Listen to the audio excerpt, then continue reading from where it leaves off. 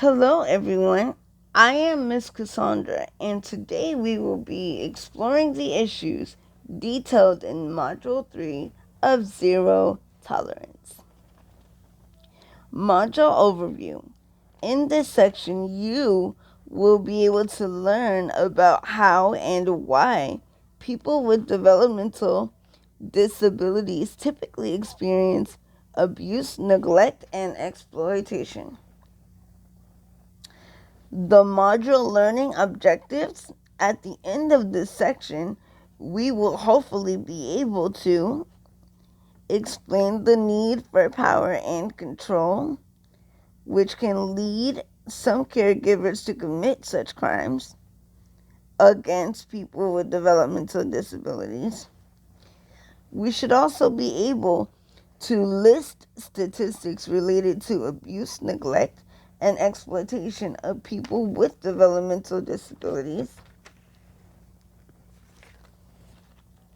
And it is important to try and remember some of the previous topics that were taught to us in our previous modules as we look to build upon that information. The desire for power and control. What happens inside of a person to make them abuse someone with a developmental disability? Whatever the reasons, there is no excuse for abuse, and those caregivers who abuse others must be held accountable for their actions. Understanding caregiver abuse is the first step toward preventing it from happening or reoccurring in the future. On the next page, I will review with you the power and control wheel.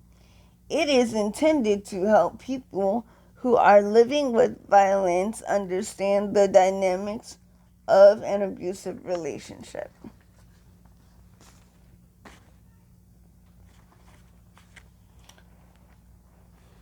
Power and control wheel.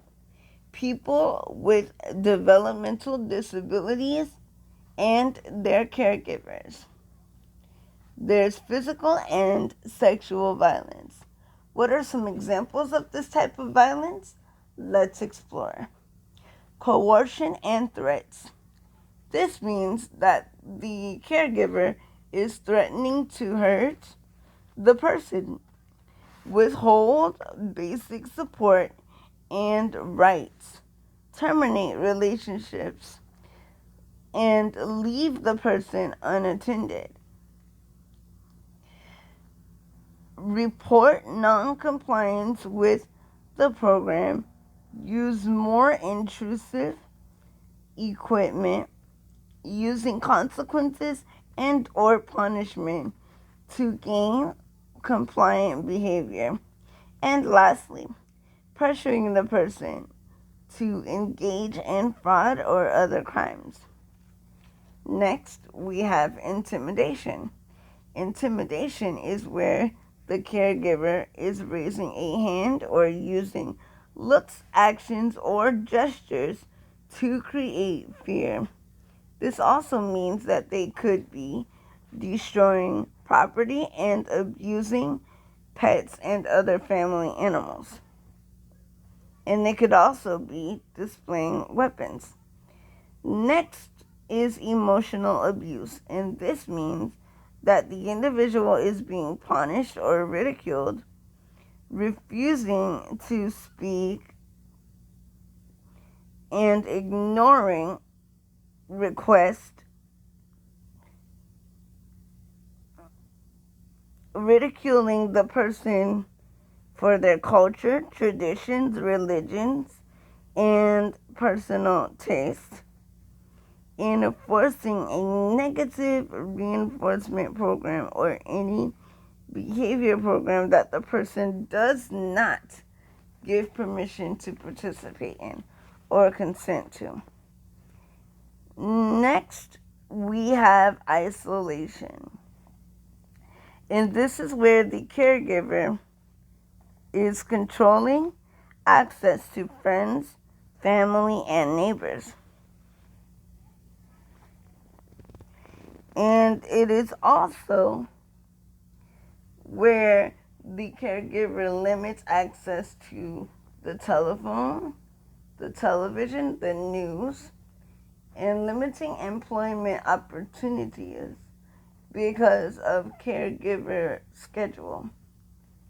Discouraging contact with the case manager. And your case manager can be your group home manager, it can be your support coordinator, it can be your job coach, it can be your living coach, it can even be your teacher at the school. It can be anyone that you trust to speak to about issues that you may be facing. Make sure that you speak to someone so that you can get the help that you need.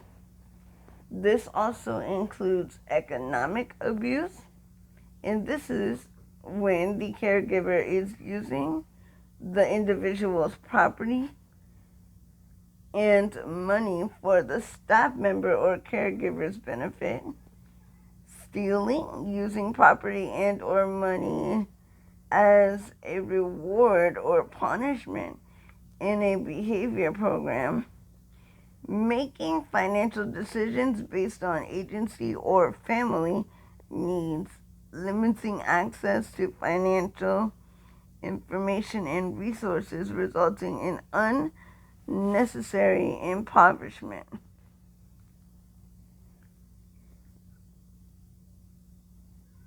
Next, we have the withholding or the misuse or delay of needed supports. And this means that the caregiver is using medication to sedate the person for agency convenience, ignoring equipment and safety requirements, breaking or not repairing adaptive equipment, and refusing to use or destroying communication device, as well as withholding or withdrawing care or equipment to immobilize the individual, meaning that they are not providing you the equipment or devices that you need to carry out your task and your wishes throughout the day. And using equipment to torture the individual. And lastly, caregivers will try to minimize, justify, and blame their reasons for abuse. And this simply means denying or making light of abuse, denying the physical and emotional pain of people with disabilities, justifying rules that limit autonomy, dignity, and relationships for the program's operational efficiency, excusing abuse as behavior management or as due to caregiver stress levels, blaming the disability for abuse, saying that the person is not a good reporter of abuse. Remember, guys, that there's no such thing as a bad reporter of abuse. If you see something wrong or you're experiencing something that you feel is not right, please don't be afraid to speak up and get the help that you may need.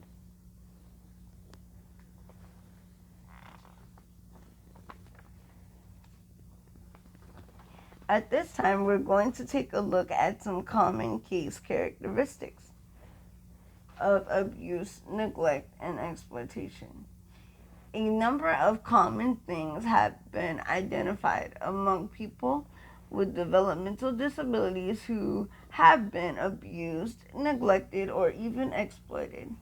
For example, people with developmental disabilities are more likely to experience multiple forms of abuse, neglect, and exploitation. Multiple perpetrators, and that simply means that multiple individuals in your life or in your care team are causing the abuse. Abuse, neglect, and exploitation which lasts for long periods of time. Inadequate or inappropriate health care. Multiple contracts with health care providers and other professionals who fail to recognize or respond to abuse, neglect, and exploitation. Ignore, misunderstand, or misinterpret signs and symptoms of abuse, neglect, and exploitation. Inappropriate use or misuse of prescribed treatments and medications. Misleading caregiver behaviors and statements. Using the disability to explain away or minimize the person's condition. Being blamed for injuries or conditions. A lack of concern from professionals and others because of empathy for caregivers' responsibilities.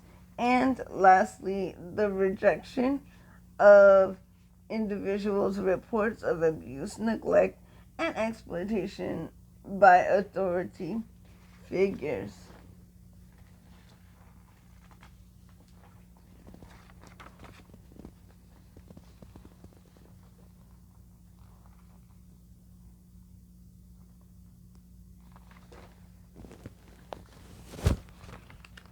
And next, we're going to take a look at characteristics of abuse. People with developmental disabilities are abused more frequently than others, meaning persons without a disability, abused more severely and for longer periods of time than people who do not cope with a developmental disability, less able to escape the abuse and find justice or appropriate services, more likely to remain in situations that increase, meaning that causes it to happen more, to, abuse and prey on their vulnerability. And they're often caught up in the cycle of abuse that continues to repeat itself. And remember, our goal here is to be able to speak up and to get the help that we need so that we do not end up in a situation where abuse continues to happen or take place.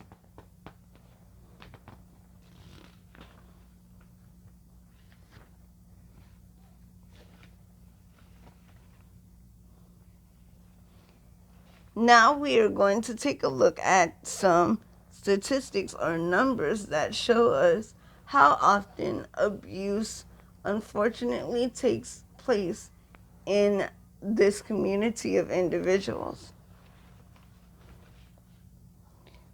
Only between 3 to 20% of abuse of sexual abuse cases involving people with developmental disabilities are actually reported. However, one study estimated that 90% of people with developmental disabilities will experience sexual abuse at some point in their lives.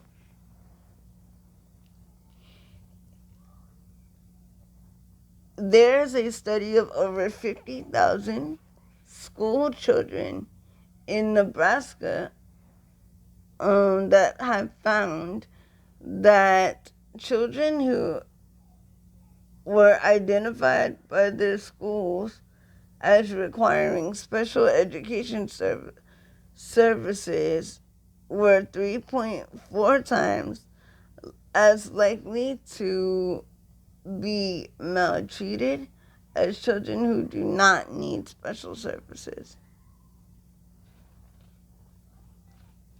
15,000 to 90,000 people with developmental disabilities are sexually assaulted or raped each year in the U.S.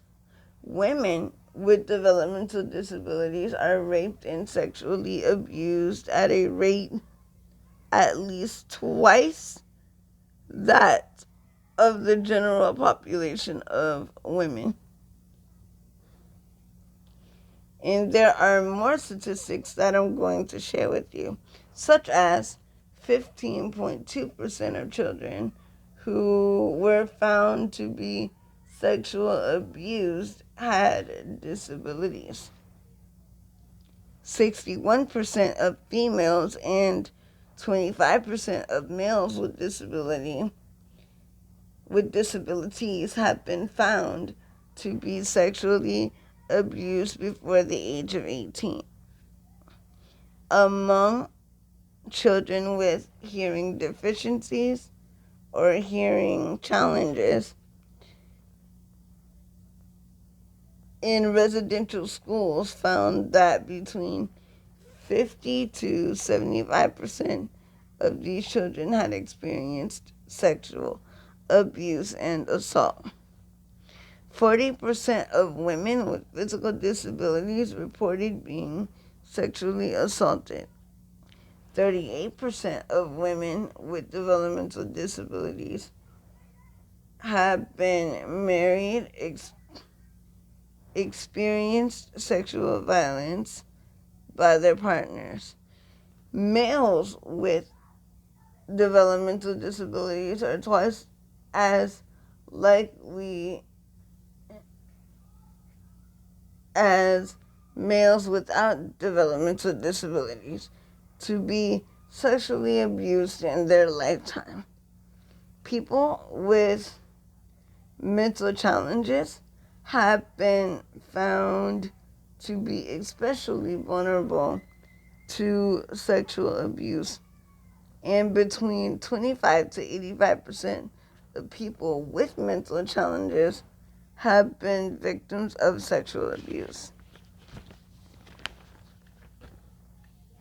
Boys and girls, young ladies and young men, remember that it is important to speak up if you can.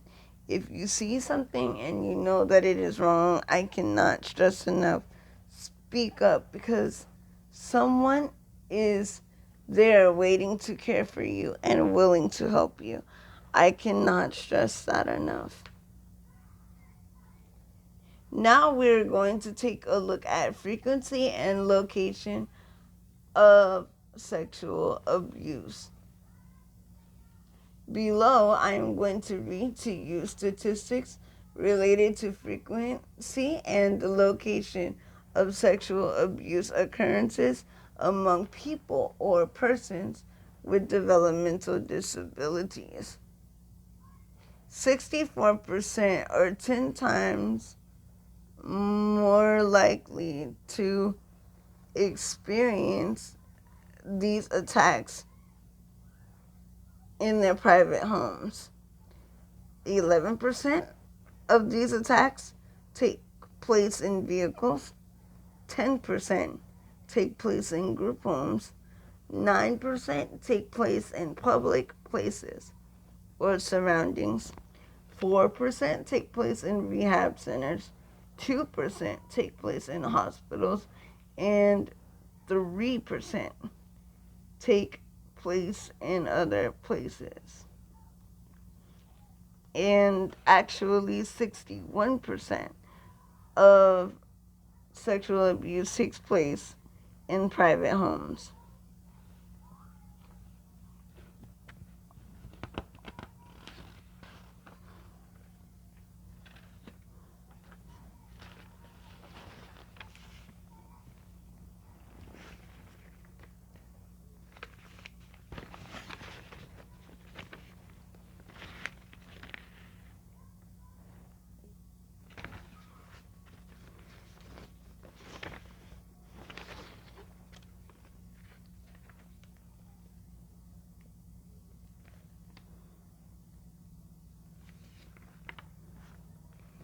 And that will conclude the reading of Module 3 zero tolerance. Okay? And remember that all of you are special, all of you are cared for, and there are people that are here that are willing to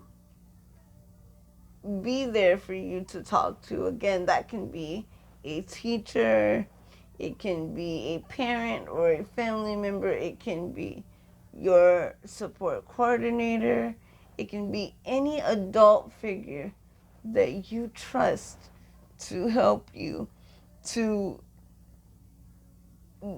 remove yourself from a dangerous situation that you should not be in. Never be afraid to speak up and to ask for help when it's needed the most, because the ones that are most strong are the ones that are willing to voice their vulnerability, and it's never too late to get the help that you need. All right, until next time, I'm Miss Cassandra. Take care, and I hope that we were all able to learn from Module 3 of Zero Tolerance.